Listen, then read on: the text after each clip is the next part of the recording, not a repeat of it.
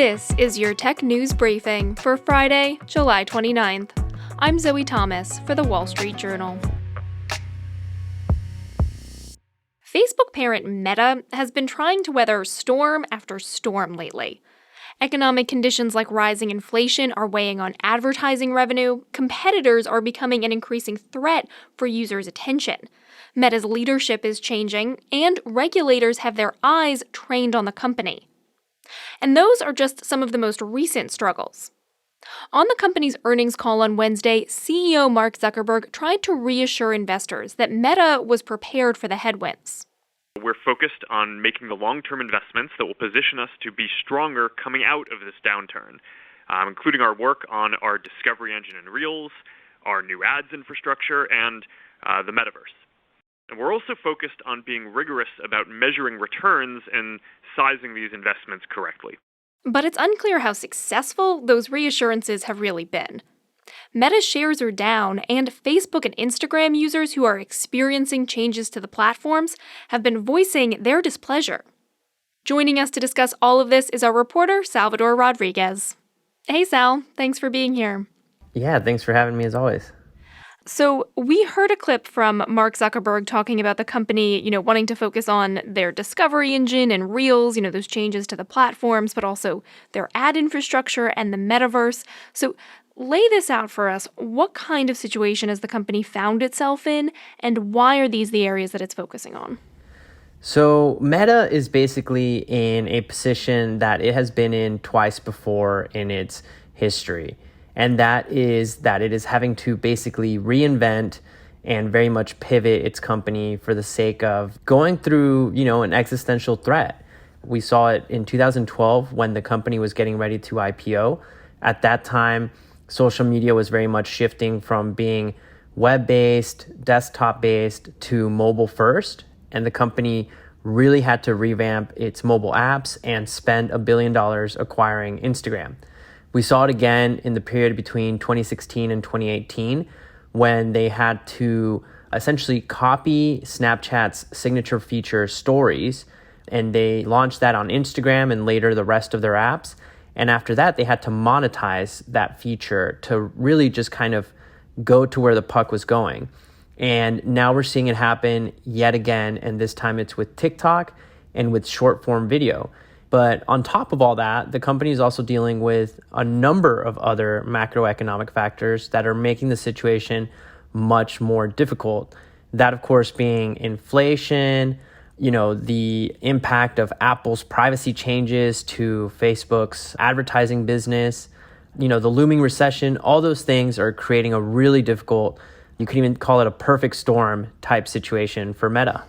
So how is Meta saying it's dealing with these challenges? Yeah, so it's trying to do a number of things to overcome this. Its long-term solution is to build out the metaverse, which is really just a buzzword for virtual reality. This is something that they've been working on for a while, and it's a key priority for them. They want people to have VR headsets and use that as one of their main forms of computing. The reason for that is because what Meta lacks is its own hardware device. And when you don't have that as a tech company, you're always at the mercy of someone else. So they really want virtual reality to take off, and that's their solution for the long term. In the short term, they still need to get their advertising business back in order, and they need to ensure that they don't lose users to TikTok. So what they're doing is essentially building out Reels, which is essentially their version of TikTok. And not only are they building it out, but they're really emphasizing it. Yeah, let's talk about that a bit, because Adam Mosseri, the head of Instagram, addressed some of the complaints about changes the platform has made recently, including the increasing number of videos and changing the kinds of posts that users see. He addressed this in a video on Tuesday. Let's take a listen. Now, I want to be clear. We're going to continue to support photos. It's part of our heritage. I love photos. I know a lot of you out there love photos too. That said, I need to be honest. I do believe that more and more of Instagram is going to become video over time. So that video was posted on Tuesday. Flash forward to Thursday, and Mosseri is saying the company is walking back some of those changes. What did he announce? Yeah, so Mosseri, in an interview that was published on Thursday with Platformer, he said that the company is actually going to roll back and rethink some of these changes. The two that are getting rolled back is a redesign that was being tested where users were going to see photos and videos in full screen, so very similar to the design of TikTok. And the other thing that is going to be rolled back to a certain extent is the number of posts that users see based on AI recommendations from accounts that they don't already follow. So these were two of the biggest changes that they had announced this year. And it seems like Instagram is really rethinking just how much it can throw at its users all at once. But what was made clear by Mosseri in this interview with Platformer is that these rollbacks are only temporary. So Instagram users should still expect that these changes will come down at some point down the road. What does this mean in terms of their efforts to get the creator economy? And we heard, some famous people, Kylie Jenner, Kim Kardashian, say they didn't like the changes that were being implemented. How do we expect that to impact Instagram's decisions?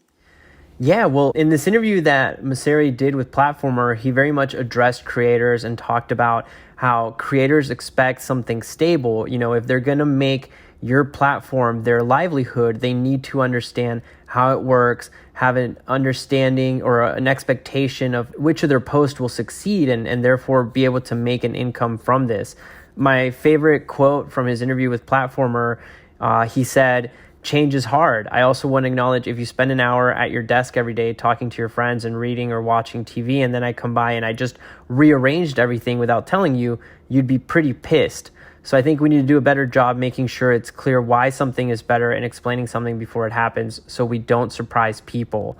And I think that tells you everything that you need to know, where Mosseri and the rest of Meta, they have so many stakeholders that they need to answer to, whether it's your everyday user, creators, or trying to attract younger users who are going off to TikTok.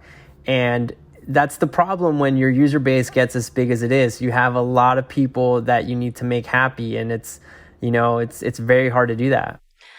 All right, that's our reporter, Salvador Rodriguez. Thanks so much for joining us, Sal. Thanks for having me. And that's it for Tech News Briefing this week. Our producer is Julie Chang.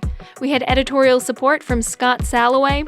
Our supervising producer is Chris Zinsley. Our executive producer is Kateri Yoakum. And I'm your host, Zoe Thomas. Thanks for listening, and have a great weekend.